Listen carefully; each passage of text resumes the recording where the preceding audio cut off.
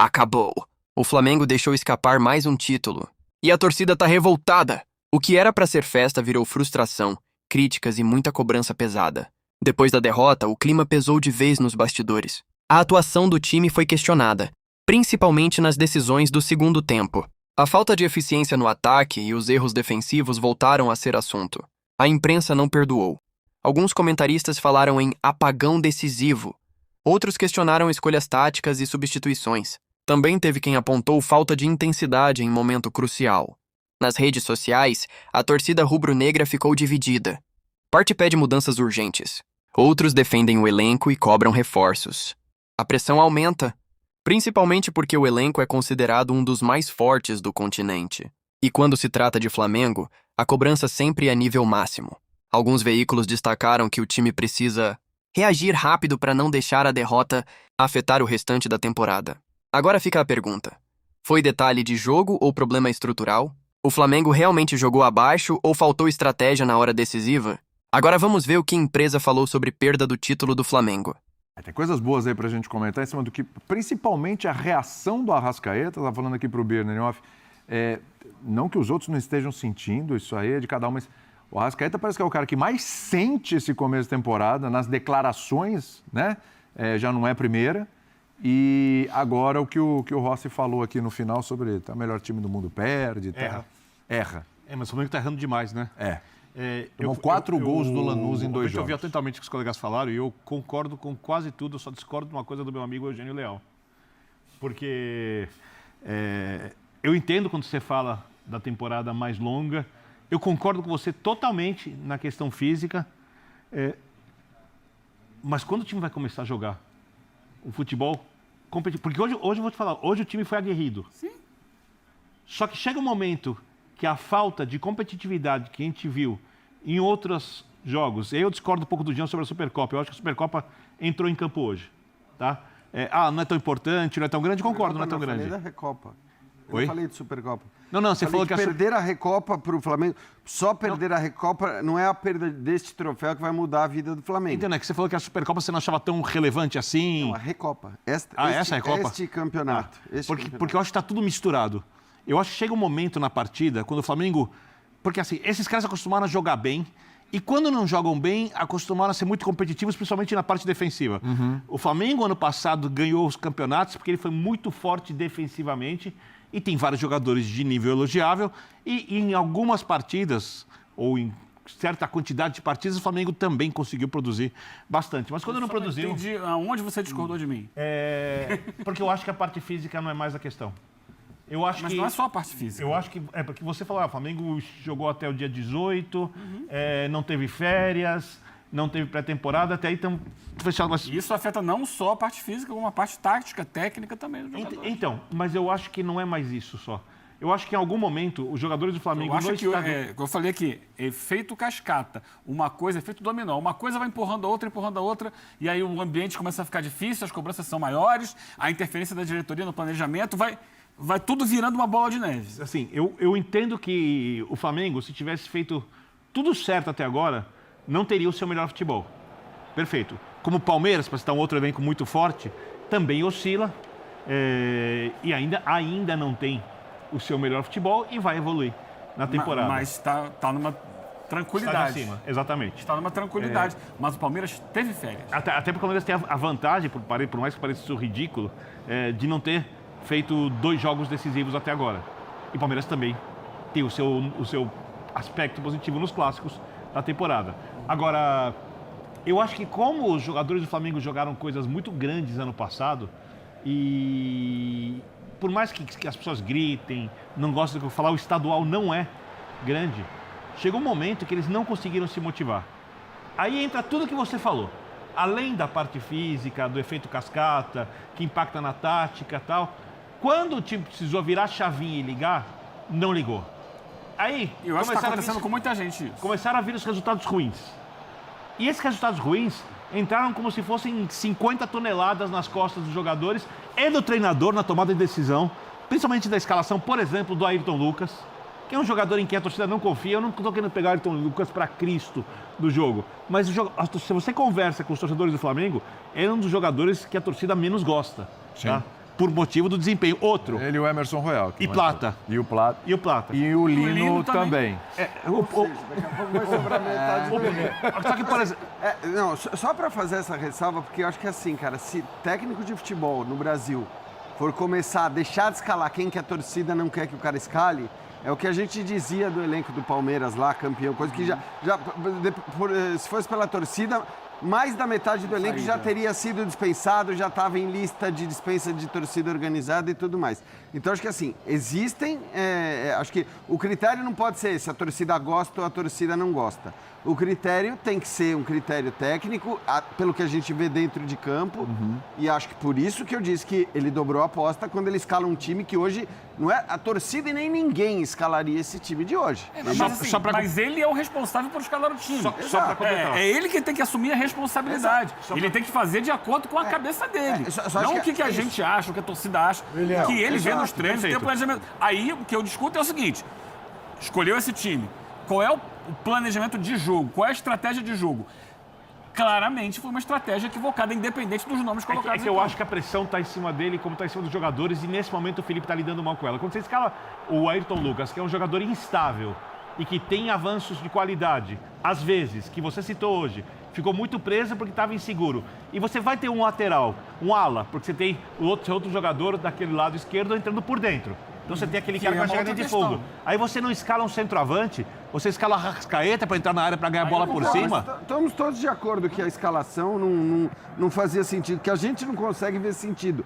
Eu acho até que, enfim... Só achei que o Flamengo devia estar jogando mais, tá? Mesmo que não estivesse jogando tudo que está jogando, desculpa. Sim. Tinha que estar jogando mais. Não, tinha que estar jogando mais, mas o meu ponto é... Mas já não estava antes, tá? A gente não pode... A gente já sabia antes do jogo que ele não estava jogando bem. Acho que é uma questão muito normal, muito comum a gente querer achar uma causa. E, obviamente, futebol não tem uma causa só. Então, quando o Eugênio fala da questão física, para mim, tem a questão física também, e talvez num bom peso, se a gente olhar, inclusive, para o que acontece depois do gol da virada do Flamengo. Porque eu acho que como todo mundo, imaginava, cara, o Flamengo fez 2-1, agora vai ser avassalador. Agora eles vão com tudo para cima. Esgotado. Com a empolgação da torcida e tudo mais.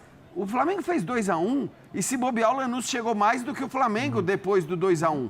Né? Nos minutos de acréscimo, que para variar foram menos do que deveriam ser, porque esse é o padrão da Conmebol, não tem muito jeito, e na própria prorrogação. Então, assim, quem imaginava um Flamengo avassalador, inclusive com a troca de jogadores, com a entrada, né?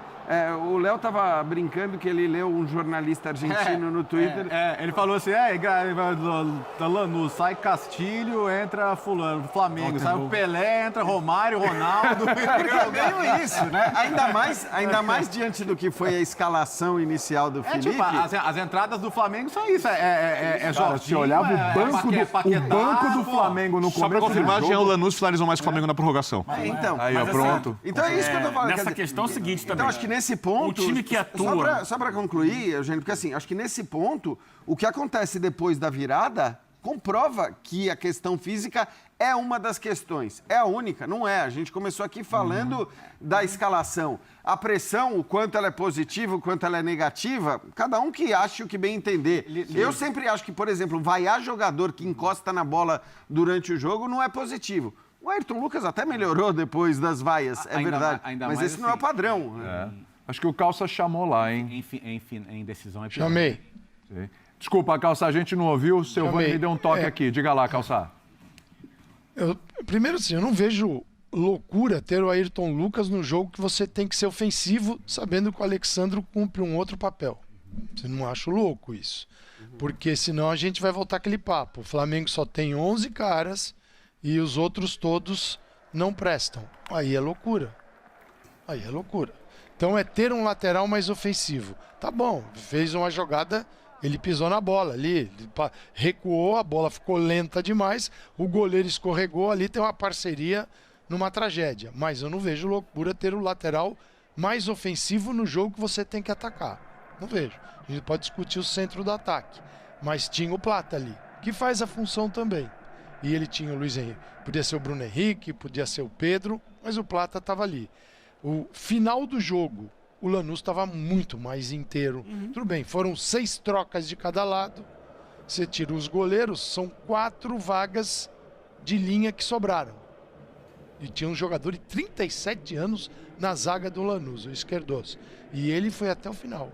Até o final e tirando os dois zagueiros, tirando todas as bolas que foram para a área do Lanús. Claro, o Lanús, não vamos aqui passar discutindo o que exatamente cada um fez desde a conquista das suas competições.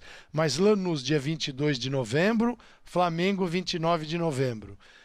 De lá para cá, o Lanús jogou 8 vezes, a 9ª hoje, Flamengo jogou 19 hoje. São 10 jogos a mais do Flamengo, que ainda teve um período que chamaram de férias, né? Não sei que loucura é essa, férias, isso não existe. Pré-temporada bem debilitada, que vale para todos os outros clubes, e aí não é justificar, é só que o Flamengo fisicamente estava abaixo. Quem estava em campo, Flamengo, eu repito, sobraram 4 jogadores de linha, 6 foram alterados. Dos 4 que sobraram, você tinha o Léo Pereira e o Ayrton Lucas arrastando a perna.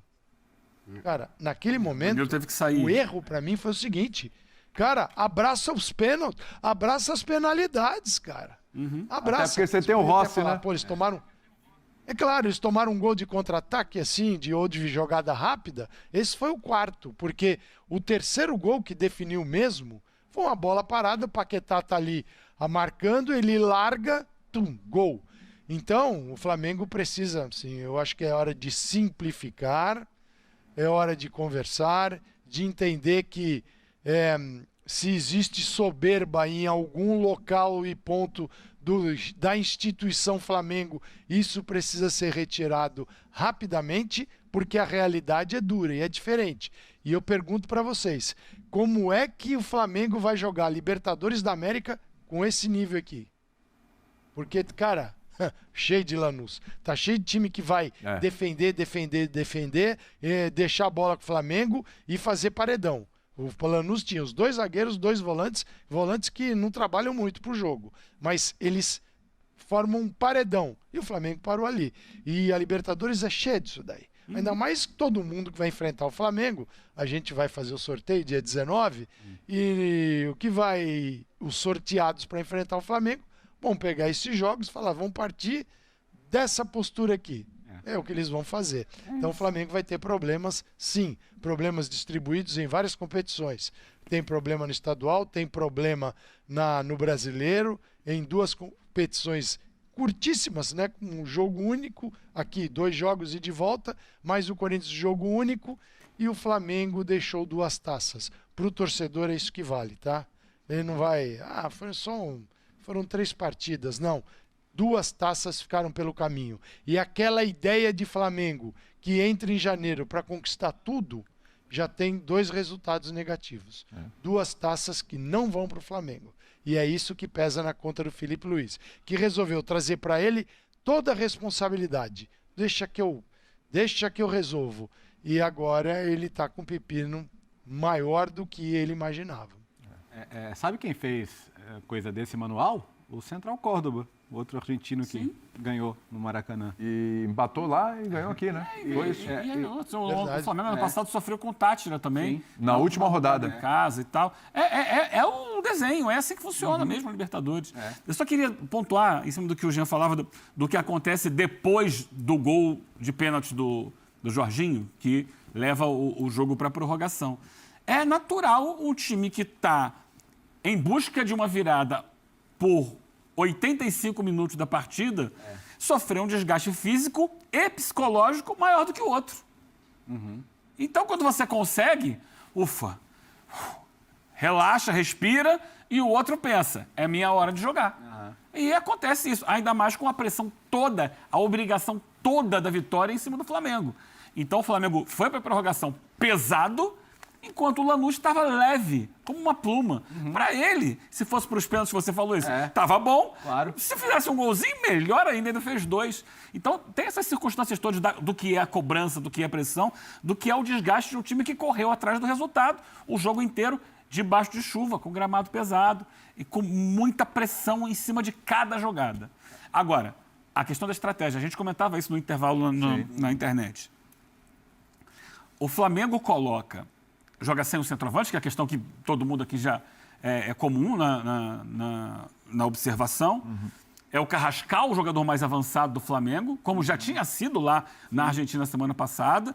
Ele não tem porte físico para lidar com os 2 zagueiros já citados aqui por todo mundo, né? O Izquierdoz e o Canales, que são muito fortes, altos e que na bola aérea foram imbatíveis. O próprio Carrascal, que é um jogador que precisa ver o campo de frente. E aí você tem por trás dele o Arrascaeta, o Plata e o Lino jogando muito mais pelo corredor central do que pelo corredor lateral. O corredor lateral estava reservado, entre aspas, para, de um lado, o Varela, do outro lado, o Ayrton Lucas, que não ia. O Varela ia, só que normalmente não ia até o fundo, cruzava da entrada da área. O primeiro tempo foi muito isso. É o Flamengo ou tentando por dentro e não conseguindo, que é a aposta que o João falou, dobrada, em jogadores que têm qualidade técnica e que vão tentar se associar por ali, pela faixa central, mas que não funcionou. Qual era a alternativa? Lado do campo. Um não ia, o outro cruzava da entrada da área, pegando os zagueiros de frente. Então, no segundo tempo, ele começa a tentar mudar isso com entradas do Pedro, do Bruno Henrique, do Paquetá, todos eles que dão mais presença de área e podem disputar melhor essa bola. O Flamengo consegue um pênalti e empata o jogo, mas aí vem o desgaste todo acumulado ao longo de toda a partida. Então, são erros, mas assim, o Felipe Luiz está lá para tomar decisões. Ele não pode fugir das decisões dele. Sabe? Porque fulaninho achava que era diferente, porque a torcida queria assim. A responsabilidade da vitória e da derrota é dele. Claro. Perdeu, ele vai ter que assumir essa responsabilidade, como imagino que vai assumir.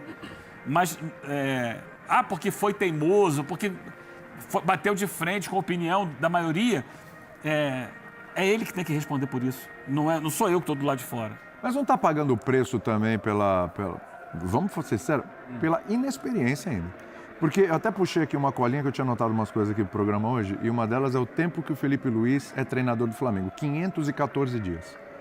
514 dias. Isso vale dizer que Felipe Luiz é treinador profissional há 514 dias. Verdade. Porque... Mas com muito menos que isso, ele foi campeão, ganhou a Copa do Brasil. Tudo bem. Mas com muito mais do que isso, o Guardiola errou a escalação de volante, o Klopp pediu o Carlos goleiro, sabe? Eu concordo com você, William. E pra mim tem um ponto que é... Conta se dá um exemplo do Guardiola que é muito mais você deu um experiente, exemplo porque ele errado. também erra. Não, então, exatamente. Se esses caras erram, imagina o inexperiente. Eu entendi isso. Mas não é pela inexperiência, assim, no caso do se Guardiola, cria- por exemplo. Eu entendo que o Eugênio está falando que... Cara, assim, no momento que a gente faz todos os elogios que a gente fez ao Felipe Luiz na temporada passada... Mantenho todos. Então... Ninguém vai acertar sempre, cara. Não, e outra... O Luiz Henrique, que 10 anos atrás ganhou a Tríplice Coroa com o Barcelona, a gente tem discutido isso aqui nos nossos programas de futebol internacional, que é o preço do sucesso, né? Que é uma coisa que o Eugênio acabou de falar. Exato, que o Felipe Luiz O preço do sucesso tem 2 pontos, que é você lidar com a barriga cheia, com a motivação de voltar. O que você faz? Aquela história que subir a montanha, o que você faz agora? Tem que descer, né? E a outra coisa, o calendário do time campeão é o mais pesado de todos, porque ganhar títulos te joga para Mundial, Supercopas e etc. Então, por exemplo, o PSG jogou contra o Mônaco o jogo de número 103, somando as 2 temporadas. E o PSG também colou uma temporada na outra. O PSG teve 2 semanas de férias. Né? O PSG jogou a final... tinha tido o Mundial de Clubes no meio do ano. Exato. O PSG jogou uma final contra o Chelsea dia 15 de julho, saiu de férias e em agosto já estava jogando. O Flamengo, idem. Jogou uma final de Intercontinental no dia 18 de dezembro, tirou férias, poucas férias, voltou e já teve que jogar jogos decisivos no começo do ano. É um álibi? Até a página 2, mas quando você vai para uma prorrogação numa final em fevereiro, você está carregando também o peso de estar colando uma temporada na outra e estar no começo de temporada. Agora, não vai melhorar. Esse é o ponto. O Flamengo não vai conseguir tirar férias agora. O Flamengo só vai tirar o pé agora em junho. Isso. Quando para a Copa do Mundo. Até aí é um turno de brasileiro, fase de grupos de Libertadores. E outra, o Flamengo passa a ter uma responsabilidade de ganhar o estadual, né? Sim. O estadual é um título, como diz o Birner, é a taça de gelo, mas você não pode deixar ela derreter antes da Se hora, né? perder, ele repete Eu 2023. acho que ganhar não muda o parâmetro, alivia a situação, perder potencializa vezes 5 o problema. É o que eu tô falando, assim. Agora, É a mesma assim, situação que ele Então, enfrentava não é hoje. pela taça em si. É a obrigação da vitória. Lembrando do brasileiro inteiro antes da Copa. não é o ganhar, é o não perder. Exato. É Perfeito. o não perder, não é o ganhar, é o não perder. Porque perder agora mudou. implica você tomar outra porrada no rival. Calça, fala aí. E agora eu quero saber de você, nação. Pra você, quem foi o maior culpado por essa perda de título? Foi o técnico? Foi o jogador? Ou faltou raça em campo? Comenta aqui embaixo porque eu vou responder os comentários. Se você é Flamengo de verdade, já deixa o like agora porque aqui a gente fala a verdade, sem passar pano. E se ainda não é inscrito, se inscreve no canal porque a temporada não acabou. E a gente vai acompanhar cada passo do Mengão até o fim.